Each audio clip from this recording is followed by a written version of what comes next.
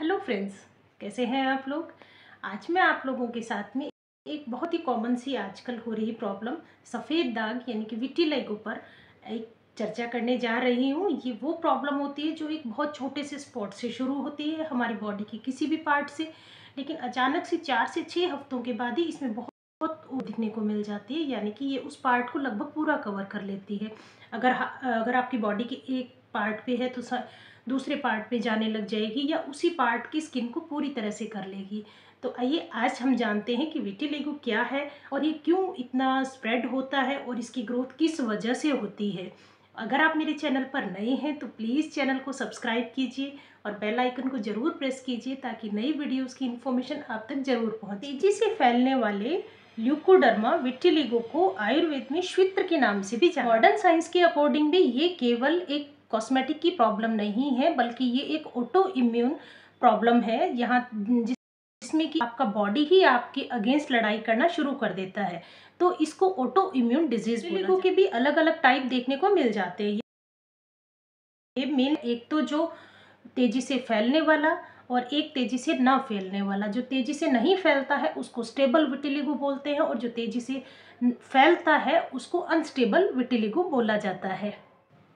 Stable vitiligo में जितने patch आपको दिखाई दे रहे हैं उनकी ग्रोथ वहीं तक ही सीमित रह जाती है, जबकि अनस्टेबल विटिलिगो में 4 से 6 हफ्ते के अंदर ही आपको नए पैच दिखाई देना शुरू हो जाते हैं।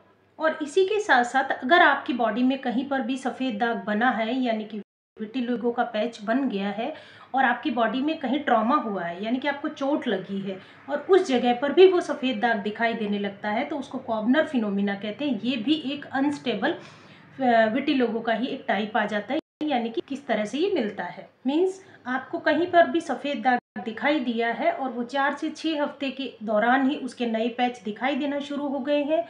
और साथ ही साथ अगर आपकी बॉडी में कहीं चोट लगी है और चोट वाली जगह पर भी सफ़ेद दाग दिखाई दिए हैं तो भी ये आपकी अनस्टेबल विटिलिगो के लक्षण होते हैं। मॉडर्न साइंस में हम कॉर्टिकोस्टेरॉइड या फोटोथेरेपी के द्वारा इसको ट्रीट करने की कोशिश करते हैं। साथ ही साथ बाकू जो होता है उसका एक एक्सट्रैक्ट निकाला जाता है उस सोरालिन नाम से, उसको देकर भी मॉडर्न साइंस वाले इसको ट्रीट करने की कोशिश करते हैं। आयुर्वेदा जो विटिलिगो है वो या तो बहुत ज़्यादा गर्मी के दौरान फैलता है या फिर शरद ऋतु के दौरान इसका प्रचार प्रसार बहुत ज़्यादा ही हो जाता है। यानी कि सफ़ेद दाग का जो फैलना होता है वो मेनली शरद ऋतु में बहुत ज़्यादा बढ़ जाता है, क्योंकि इस समय हमारा पित्त एग्रीवेट होता है।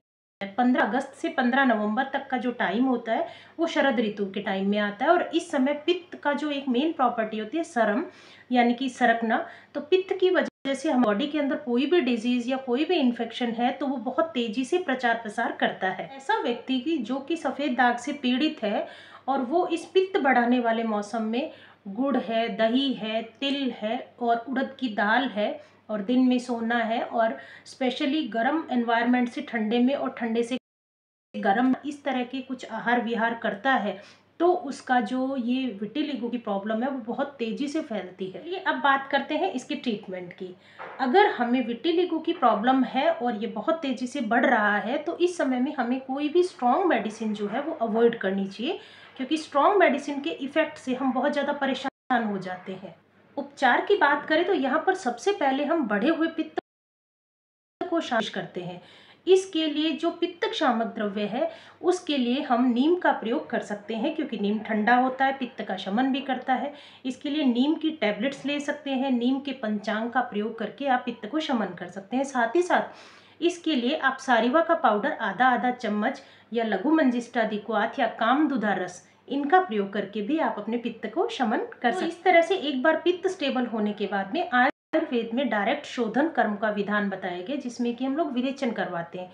विरेचन में उसको 3 से 5 दिन तक घृत का पान करवाते हैं, फिर 2 से 3 दिन तक मालिश यानी कि अभ्यंग करवाते हैं, फिर स्टीम देकर विरेचन कर्म के लिए प्रेरित किया जाता है। पित्त के शोधन कर्म के लिए एक अमेजिंग हर्ब जिसको कि काकोदम्बर यानी कि काक उदुम्बर इस नाम से जानते हैं, हम लोग उसका बहुत बेहतरीन उपयोग करते हैं और इसके द्वारा विरेचन करवाकर पित्त को बॉडी से बाहर कर दिया जाता है। इसके साथ साथ आरगवद का भी आप उपयोग कर सकते हैं। हम इसमें जलोका यानी कि जौंक यानी कि लीच का प्रयोग करते हैं, क्योंकि सफ़ेद दाग यानी कि विटिलिगो में जो मेलेनोसाइट्स होते हैं उनका डीजेनरेशन जनरेशन की जो हमारी लीच है उसका काम उन मेलेनोसाइट्स को एक्टिव करना होता है, क्योंकि में रहती है इसीलिए वो ठंडी होती है और वो पित्त का भी शमन करती है। महर्षि वाग्भट जी ने अपने चिकित्सा स्थान के अध्याय में 20वें अध्याय में श्वेतकृमि चिकित्सा का वर्णन किया है। उनके अकॉर्डिंग अगर कोई पर्सन खाना खाने के बाद मीठा अवश्य ही खाता है, दिन में सोता है, चॉकलेट, टॉफी, इन सब चीज़ों का बहुत ज़्यादा ही उपयोग करता है, तो उसकी बॉडी में कहीं ना कहीं वर्म होने के बहुत ज़्यादा चांसेस होते हैं।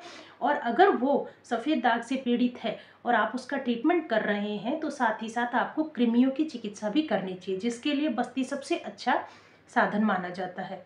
इसके लिए बस्ती में हम लोग विडंग जैसे पदार्थों का उपयोग करते हैं तो हमें बहुत अच्छे रिजल्ट देखने को मिलते हैं। अब बात करते हैं कि सफ़ेद दाग यानी कि विटिलिगो से पीड़ित जो पेशेंट होता है डाइट चेंज करे, तो वो अपनी डाइट में खदिर का प्रयोग विशेषता करना चाहिए, क्योंकि खदिर जो होता है वो स्पेशली हमारे कुष्ठ यानी कि स्किन डिजीज में बहुत अच्छा रोल प्ले करता है।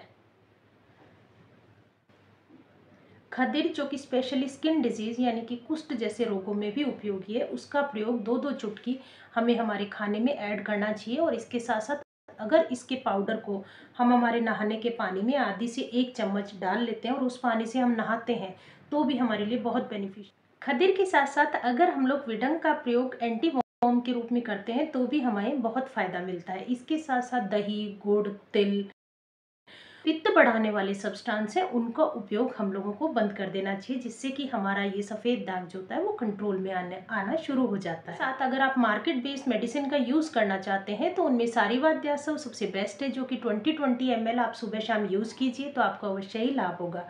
इसके साथ साथ आप ठंडी जो भी चीज़ें होती हैं जैसे कि मूंग दाल है, परवल है, ज्वार है, जौ है, इन सब चीज़ों का यूज कीजिए तो आपको जो सफ़ेद दाग की प्रॉब्लम है वो निश्चय ही आपकी कंट्रोल। तो फ्रेंड्स, आज हमने जाना कि हमारी एक बहुत कॉमन सी होने वाली प्रॉब्लम सफ़ेद कंट्रोल कर सकते हैं, और इसके बारे में अगर आपको कोई भी क्वेरीज हो तो प्लीज़ मुझे कमेंट करके ज़रूर